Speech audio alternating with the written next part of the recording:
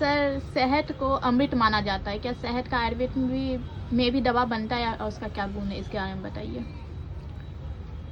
सारे दर्शकों को नमस्कार, आपको भी धन्यवाद। सही पूछे, शहद को अमृत माना जाता है। शहद जो शुद्ध शहद होता है वो मधुमक्खी होती है और उसके मधुमक्खी की भी एक रानी होती है। रानी मधुमक्खी जहाँ जाती है, सारी मधुमक्खियाँ वहाँ जाती है और किसी घर में, किसी पेड़ पर कहीं वो अपना छत्ता लगा देती है, खोता लगा देती है और उसमें बहुत सारा घोंसला बना देती है और उसमें शहद छोड़ती है, फूल पराग का रस लेकर के, और उसमें शहद इकट्ठा करती है। उसको लोग मधुमक्खी को हटा करके और उसको लोग शहद को निकाल लेते हैं। उस शहद अमृत के समान होता है। उसको यदि शहद निकालने के बाद उसमें 4.5% पानी होता है, उसको धूप में यदि रख दिया जाए 2-4 घंटा तो वो शुद्ध शहद तैयार हो जाता है, जल्दी खराब नहीं होता है धूप में रख देने से। और शहद में 17.5% प्रोटीन होता है। यदि कोई ताकत के लिए खाए तो उसमें बहुत अधिक प्रोटीन है, टॉनिक का काम करता है।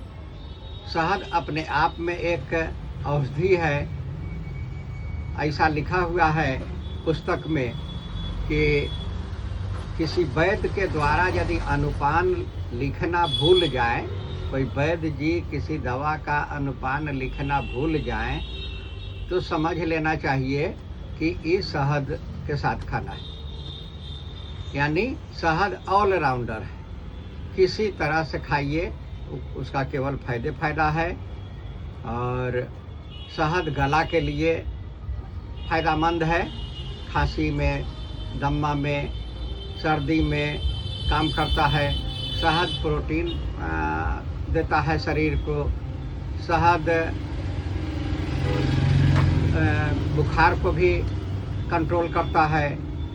और शहद यानी सब बीमारी में, कौन सी बीमारी में शहद नहीं दी जाती है, जैसे तुलसी दिया जाता है सब बीमारी में काम करता है, वैसा ही शहद सब बीमारी में काम करता है। यहाँ तक कि शहद का उपयोग जन्म से लेकर के मृत्यु के पश्चात तक काम आता है मनुष्य के जीवन में।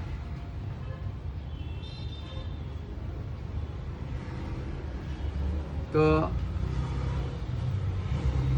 मनुष्य के जीवन में शहद, जब बच्चा जन्म लेता है तो उसको शहद घोल करके पिलाया जाता है, और जब आदमी मर जाता है तो मरने के पश्चात अंतिम श्राद्ध कर्म में पंडित जी कहते हैं कि पिंडा पर शहद चढ़ाइए। यानी शहद का जीवन भर उपयोग होता है। इस तरह से शहद अमृत है। सारे दर्शकों को नमस्कार।